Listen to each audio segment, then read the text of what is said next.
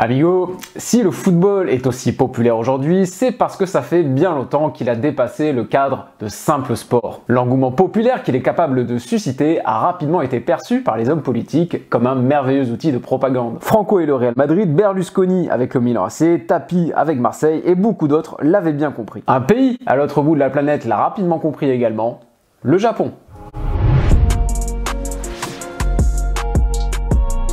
Remontons 30 ans en arrière. Nous sommes au début des années 90, le Japon vient de subir une énorme crise financière et va mettre une bonne dizaine d'années à s'en remettre. Une période que l'on appelle aujourd'hui la décennie perdue. De cette période noire émerge un plan pour redonner un rayonnement international au Japon. La pop culture nippone étant particulièrement riche, le gouvernement japonais a décidé de l'exporter pour développer son commerce international et son tourisme. Une stratégie de soft power surnommée Cool Japan. Pika pika.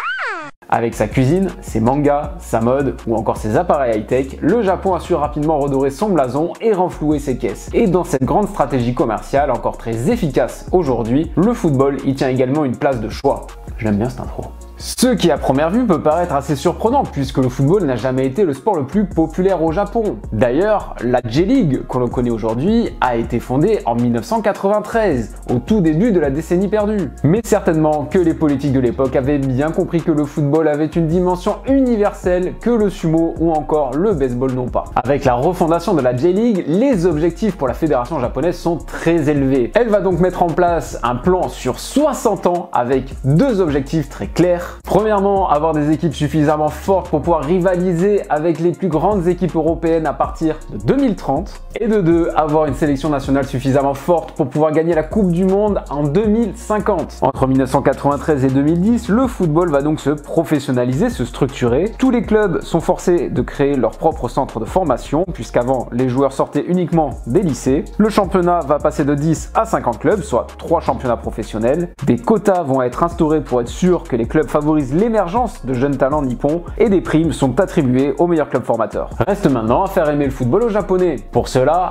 et pour le tourisme bien sûr, le Japon va donc décrocher l'organisation de la Coupe du Monde 2002 avec la Corée. Et quoi de mieux que d'organiser une compétition de cette envergure pour créer une émulation autour d'un sport. Ceux qui ont connu France 98, vous savez de quoi je parle. Un joueur dans les années 90 contribuera également à faire aimer le football aux Japonais, bien plus qu'Hidetoshi Nakata, Kazuyoshi Miura. King Kazu, comme il est encore surnommé aujourd'hui, 89 sélections avec le Japon, 55 buts, 53 ans aujourd'hui et toujours professionnel. Recordman de longévité et plus vieux joueur à avoir marqué un but devant la légende Stanley Matthews. Une véritable icône dont tu n'as probablement jamais entendu parler et pourtant tu connais son histoire. J'en suis sûr. Un jeune prodige qui quitte le collège parce que le Japon n'est pas assez bon pour lui et part s'éclater du côté du Brésil, à Santos. Ça ne te rappelle rien? Et oui, Kazuyoshi Miura n'est autre que l'homme qui a inspiré la création du manga Captain Tsubasa que tu connais forcément sous le nom d'Olive et Tom. Et quoi de mieux qu'un manga pour d'une, faire aimer le football aux nouvelles générations de japonais et de deux, faire comprendre au monde entier que le Japon est aussi un pays de football. Encore aujourd'hui, quand on parle foot japonais, on pense tous à Olive et Tom. Moi le premier. Depuis 2010, le football japonais est entré dans une nouvelle phase de son développement. Les bases sont maintenant bien établies, reste à gagner en visibilité à l'international. Bah oui, faire des mangas c'est bien gentil, mais niveau crédibilité, c'est pas ouf non plus. Le physique n'étant pas la qualité première du joueur japonais moyen, le football nippon va donc se rapprocher de plus en plus de son homologue espagnol. La Liga est diffusée désormais à la télé, Rakuten, l'une des entreprises les plus importantes du Japon, va sponsoriser le Barça et surtout, des stars espagnoles vont débarquer. David Villa, Fernando Torres, Andrés Iniesta débarquent donc au pays du soleil levant. Contrairement à la Chine, le Japon a donc attendu d'avoir des bases solides avant de chercher à se valoriser avec des joueurs phares, même si on a déjà vu auparavant des Lineker, des Leonardo ou encore des Zico. Bon, le rapprochement avec l'Espagne ne s'arrête pas là. Avec l'organisation de tournois internationaux de jeunes et les bonnes relations établies avec des grands clubs comme le Real ou encore le Barça, le Japon s'est trouvé une nouvelle porte d'entrée pour ses jeunes en Europe.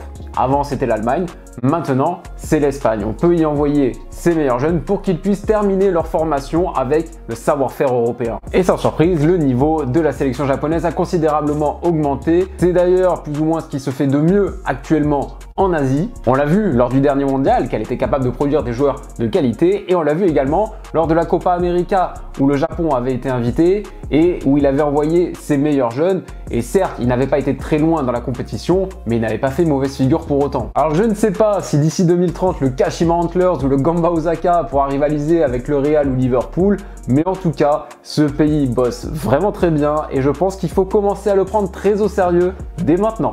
En attendant, porte-toi bien, reste chez toi, ciao ciao.